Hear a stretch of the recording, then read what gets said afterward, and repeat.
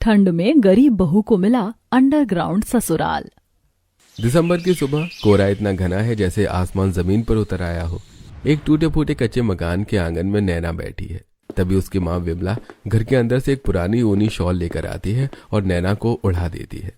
ले लाडो, इसे कसकर लपेट ले, आज तो हवा हड्डियों में घुस रही है। अब तो तू कुछ ही दिन की मेहमान है हमारे घर की, फिर यहाँ से चली जाएगी। माँ बहुत ठंड है, मुझे डर लग रहा है, पता नहीं ससुराल वाले कैसे होंगे, उनका घर कैसा होगा। तो चिंता मत कर बेटी, मैंने बिचौलिए से पक्का पता किया है, लड़का हीरा है और उनका घर तो बहुत गहराई में बना है। वहाँ न हवा लगती है न ठंड, सुना है वहाँ तो बिना रजाई के भी गर्मी लगती है। गहराई में? इसका मतलब उनका घर जरूर किसी खूबसूरत घाटी में होगा, पहाड़ों के नीचे, जहाँ ठंडी हवाएं नहीं पहुँचती। तब तो माँ वो जगह बहुत सुंदर होगी, मैं वहाँ खूब पेड़ पौधे लगाऊंगी। हाँ हाँ, जो करना हो करना, हाँ बस याद रखना वो गरीब जरूर है पर दिल के साफ है, कभी उनकी गरीबी का मजाक मत उड़ाना। अरे माँ, आप क्यों चिंता करती हैं? आपने ये बातें मुझे रटाई नहीं, बल्कि ये संस्कार मेरी रगों में उतार दिए। मैंने गांठ बांध लिया है कि ससुराल में बड़ों का आदर करना है, हर काम को सेवा समझकर करना है और कभी किसी काम के लिए मना नहीं करना है। और मजाक उड़ाना तो दूर, मैं तो वहाँ सबको इतना प्यार दूंगी कि वो अपनी सगी बेटी को भी भूल जाएंगे। आप देख लेना, आपकी नैना वहाँ सबकी लाडली बनकर रहेगी। माँ हूँ ना, इसीलिए बार बार समझाती हूँ, बेटी तो माँ की परछाई होती है। कल को अगर तुझसे अनजाने में भी कोई चूक हुई तो दुनिया तुझे नहीं, मेरी परवरिश को ताना मारेगी। और एक माँ सब कुछ सह सकती है पर अपनी परवरिश पर उंगली उठते नहीं देख सकती। ये सुनकर नैना रोने लगती है। विमला उसे चुप कराती है। अरे रो मत पगली, और वैसे मेरा दिल जानता है कि तू हीरा है, जहाँ जाएगी अपनी चमक ही बिखेरेगी। बस मेरी एक बात हमेशा अपने पल्लू से बांध कर रखना, जीवन में चाहे कैसा भी तूफान आए, तू कभी कमजोर मत पड़ना। हालात कैसे भी हो, तू हारना मत मेरी बच्ची, कभी हारना मत, तेरा हौसला ही मेरी जीत है। समय बीतता है और नैना की शादी हो जाती है। नैना शादी के जोड़े में अपने पति रवि के साथ जंगल की तरफ जा रही है। सूरज डूब रहा है और कोहरा छाता जा रहा है। रवि जी प्लीज रुकिए, हम कहाँ जा रहे हैं? माँ ने कहा था आपका घर गहराई में है, पर यहाँ तो दूर दूर तक कोई आबादी नहीं है, जंगल और जानवर हैं। मुझे बहुत डर लग रहा है, क्या हम रास्ता भटक गए हैं? नहीं नैना, हम भटके नहीं हैं, हम शॉर्टकट से जा रहे हैं। और मैंने कहा था ना, हम गाँव वालों से थोड़ा अलग रहते हैं, बस पहुँचने ही वाले हैं, हिम्मत रखो। और हाँ, डरने की कोई जरूरत नहीं है। हे भगवान, ये आदमी मुझे कहाँ ले जा रहा है? कहीं ये कोई डाकू तो नहीं, या मुझे जंगल में मारकर फेंकने लाया है? माँ तुमने तो कहा था परिवार सीधा साधा है, लेकिन मुझे तो कुछ और ही लग रहा है। चलते चलते रवि और नैना जंगल के बीचों बीच एक विशाल सूखे और डरावने बरगद के पेड़ के पास रुकते हैं। उस पेड़ की जड़ें सांपों की तरह जमीन पर फैली हुई हैं। रवि नैना का हाथ छोड़ता है और पेड़ की जड़ों के बीच जमा सूखे हुए पत्तों के एक बड़े से ढेर को हाथों से हटाने लगता है। नैना हैरान रह जाती है, उसे कुछ समझ में नहीं आता। पत्ते हटते ही नीचे लकड़ी का एक पुराना दरवाजा दिखाई देता है। लो नैना, आ गया मेरा घर। ये क्या है? रवि जी आप होश में तो हैं? ये घर है या कब्र? ये तो जमीन के अंदर है। मुझे घर जाना है, मुझे नहीं जाना इसके अंदर। नैना भागने ही वाली होती है कि तभी उस काले गड्ढे के अंदर से एक रोशनी ऊपर की तरफ आती है। सीढ़ियों से शांति देवी, रवि की माँ, ऊपर आती है। बहू आ गई तू, कब से हम तेरा ही इंतजार कर रहे थे। अब जल्दी से चल अंदर, नहीं तो सर्दी लग जाएगी। देख नहीं रही कितनी ठंडी हवा चल रही है। माँ जी आप इसके अंदर? हाँ बहू, अब नीचे चल, नहीं तो तू पहले दिन ही बीमार हो जाएगी। अरे चलो नैना, सब इंतजार कर रहे हैं तुम्हारा, अब यही हमारी दुनिया है। नैना घबराते हुए नीचे जाती है, उसके साथ रवि भी जाता है और फिर शांति देवी भी।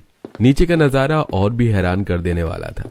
दीवारों से पेड़ की मोटी मोटी जड़ें निकल रही थी, सामने ही पूरा परिवार खड़ा था। नैना ये सब देखकर बहुत डर गई थी।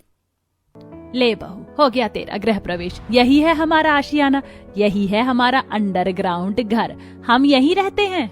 माँ जी यहाँ तो हवा भी नहीं आ रही, मेरा दम घुट रहा है, ये जड़ें ऐसा लग रहा है ये मुझे जकड़ लेंगी। देख रही है पिंकी, आते ही नखरे शुरू। अरे ओ महारानी, ये बुर्ज खलीफा नहीं है, अंडरग्राउंड घर है। यहाँ हवा ऐसे ही आती है, आदत डाल ले वरना दम तो घुटेगा ही। चुप कर मोहिनी, बेचारी नई है, डर गई होगी। हाँ हाँ, तुम तो बस देवरानी की ही साइड लो, हम तो जैसे अमरीश पुरी हैं इस घर के। रवि जी प्लीज मुझे ऊपर ले चलिए, मुझे यहाँ बहुत डर लग रहा है, ऐसा लग रहा है जैसे मैं किसी कब्र में आ गई हूँ। खबरदार, जो कब्र शब्द बोला, ये घर है हमारा, तुझे यही रहना है, चाहे हंस के रहे या रोके। पिंकी, इसे इसका कोना दिखा दे जहाँ ये रहेगी। रात का समय है, घर में सब सो चुके हैं, बस नैना ही जाग रही है। उसे नींद नहीं आ रही है, तभी उसके ऊपर कुछ मिट्टी गिरती है और वो चिल्ला पड़ती है। रवि जी उठिए, छत गिर रही है, हम मर जाएंगे, हम दब जाएंगे, जल्दी उठिए, ये छत गिरने वाली है। क्या हुआ नैना, चिल्ला क्यों रही हो? सुनिए, ऊपर से मिट्टी गिर रही है, लगता है अब ये छत भी गिरने वाली है, हम यहीं दब कर मर जाएंगे। मुझे यहाँ नहीं मरना रवि जी, मुझे बहुत डर लग रहा है। नैना मेरी तरफ देखो, ये जंगल है, ऊपर शायद कोई जंगली जानवर चल रहा होगा, इसलिए थोड़ी बहुत मिट्टी झड़ गई है। और वैसे भी ये छत नहीं गिर सकती, हमने इसे मजबूती से बनाया है, हम यहाँ सुरक्षित हैं, तुम घबराओ मत। पर अगर बारिश हुई और मिट्टी धंस गई तो हम तो जिंदा दफन हो जाएंगे ना। अरे मैं हूं ना, मैं तुम्हें कुछ नहीं होने दूंगा, अब सो जाओ, सुबह जल्दी उठना है।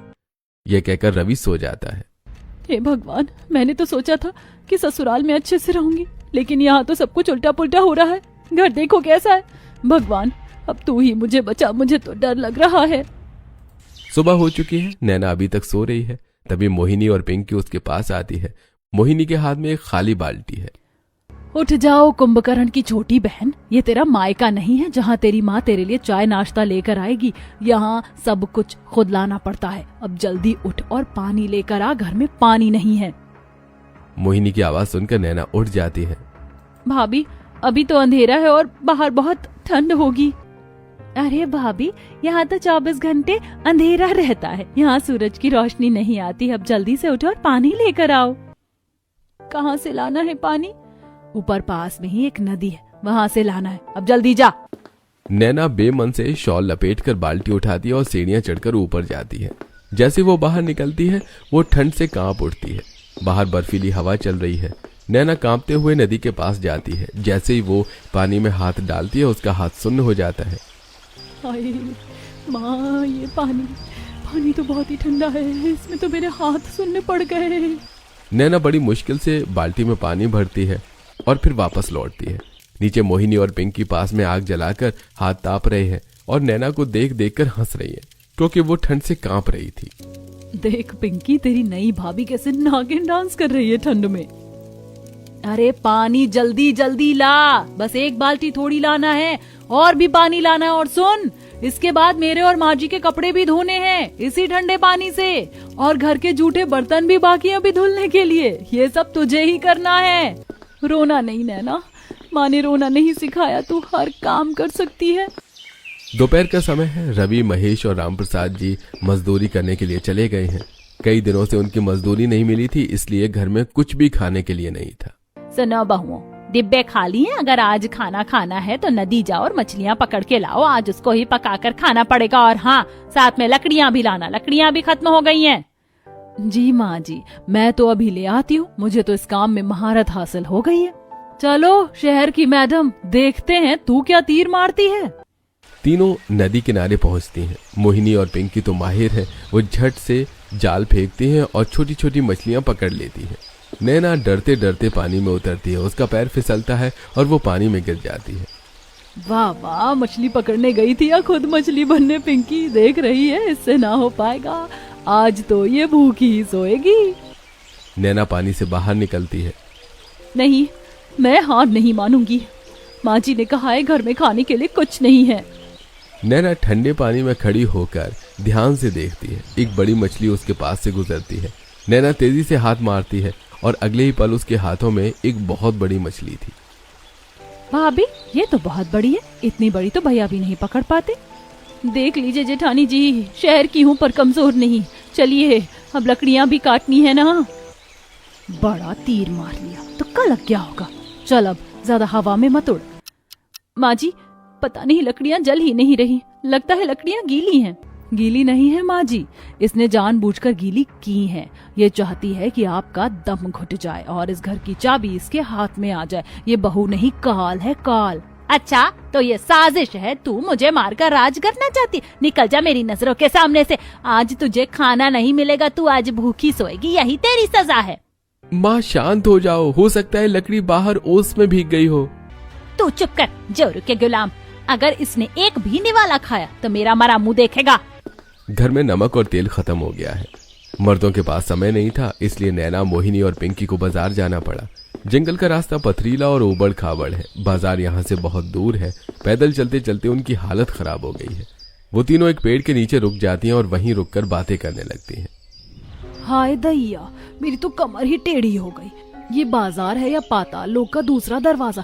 कसम से मेरे पैरों में इतने छाले पड़ गए हैं कि अब मैं कैटरीना नहीं, लंगड़ी घोड़ी लग रही हूँ। सही कह रही हो भाभी, मुझे तो प्यास भी लगी और डर भी लग रहा है। अगर कोई जंगली जानवर आ गया तो हम तो भाग भी नहीं पाएंगे। बस थोड़ी दूर और है, अगर हम रुक गए तो शाम हो जाएगी और अंधेरे में लौटना मुश्किल होगा। सोचिए, घर में सब भूखे होंगे। चलिए, हिम्मत कीजिए। तू तो मदर इंडिया है, तुझे क्या थकान होगी? हे भगवान, अगले जन्म में मुझे अंबानी की बेटी बनाना, ताकि सब्जी लेने हेलीकॉप्टर से जाऊं। इस जंगल की जिंदगी ने तो बुढ़ापा ला दिया है जवानी में। तीनों फिर से चलना शुरू कर देती हैं और बाजार की तरफ बढ़ जाती हैं। नैना ने नोट किया कि उसके ससुर जी को जमीन पर बैठने से घुटनों में तकलीफ होती है। उसे एक आइडिया आता है। बाबूजी को रोज जमीन पर बैठते उठते देखना मुझे अच्छा नहीं लगता। मुझे पता है जमीन पर बैठने से उनको बहुत परेशानी होती है, पर घर में एक ढंग की कुर्सी तक नहीं है। फर्नीचर तो बहुत दूर की बात है, पर रोने से क्या होगा। मेरे पास दिमाग है और जंगल में वो मजबूत बांस और लकड़ियां भी हैं। हाँ, मैं खुद अपने हाथों से बाबूजी के लिए फर्नीचर बनाऊंगी। माना ये काम मेहनत का है, थोड़ा कठिन भी है, पर मैं कर लूंगी। नैना, तू हार नहीं मान सकती, तुझे ये करना ही होगा। जंगल से मजबूत बांस और लकड़ियां जमा करती है। रात को जब सब सो जाते हैं, नैना चुपचाप उठती है और दिए की रोशनी में वो लकड़ियों को छीलती है, उन्हें रस्सियों से बांधती है और घास भरकर गद्दे भी बनाती है।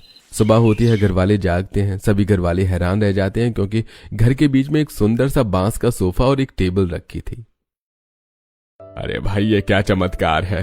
हम जंगल में हैं या किसी फर्नीचर शोरूम में? ये किसने किया?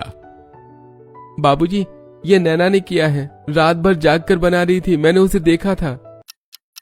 वाह बहू, तू तो साक्षात विश्वकर्मा निकली। आहा, क्या आराम है। बरसों बाद कमर सीधी करके बैठा हूँ। जीती रहो बेटी। देख रही है, बड़ा मक्खन लगा रही है बुढ़े को। 4 लकड़ियां क्या जोड़ दी, महारानी बन गई। ये सोफा कमर चिड़िया का घोंसला ज्यादा लग रहा है। सही कहा भाभी, छोटी भाभी तो अब अपने आप को बहुत ज्यादा अच्छा दिखाना चाह रही हैं। अंडरग्राउंड होने की वजह से घर में हमेशा गीली मिट्टी और सीलन की अजीब सी बदबू रहती थी, जिससे घर वालों को थोड़ी परेशानी होती थी। उफ, घर की इस सीलन और अजीब सी बदबू से सबका जीना मुहाल हो गया है। सासू माँ और बाबूजी कुछ कहते नहीं है, पर उनके चेहरे पर परेशानी साफ दिखती है। लेकिन हाथ पर हाथ धरे बैठने से तो काम नहीं चलेगा। हाँ, मेरे पास एक आइडिया है, ये सही रहेगा।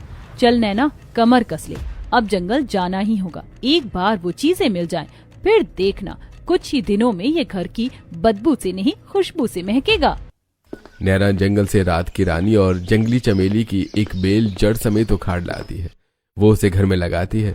कुछ ही दिनों बाद बेल बड़ी होकर दीवार पर चढ़ जाती है और उसमें फूल खिल जाते हैं और फूलों की खुशबू पूरे घर में फैल जाती है और घर महक उठता है। अरे वाह, आज घर में ये इत्र किसने छिड़का है? ओहो, बड़ी प्यारी खुशबू आ रही है। हाँ, वो सीलन की बदबू तो गायब ही हो गई। माँ जी, वो मैंने फूलों की बेल लगाई थी। मान गई बहू, तूने तो इस जगह को जन्नत बना दिया। अब यहाँ सांस लेने में घबराहट नहीं, सुकून मिलता है। बाहर जंगल में भयानक बर्फीला तूफान आया है, लेकिन जमीन के नीचे माहौल एकदम अलग है। घर के बीच में अलाव जल रहा है। नैना ने दिन भर मेहनत करके जंगल से शकरकंद जमा किए थे, जो अब आग में भुन रहे हैं। पूरा परिवार आग के चारों तरफ गोला बनाकर बैठे हैं और हाथ ताप रहे हैं। लीजिए माँ जी, फूंक फूंक कर खाइएगा, बहुत गर्म है। तो भी खा ले बहू, दिन भर जंगल में भटकती रही थी इसके लिए। हुई माँ, मैं जल गई, पर है बड़ा मीठा। कसम से बाहर वो अमीर लोग ठंड में ठिठुर रहे होंगे और हम यहाँ मजे से पिकनिक मना रहे हैं।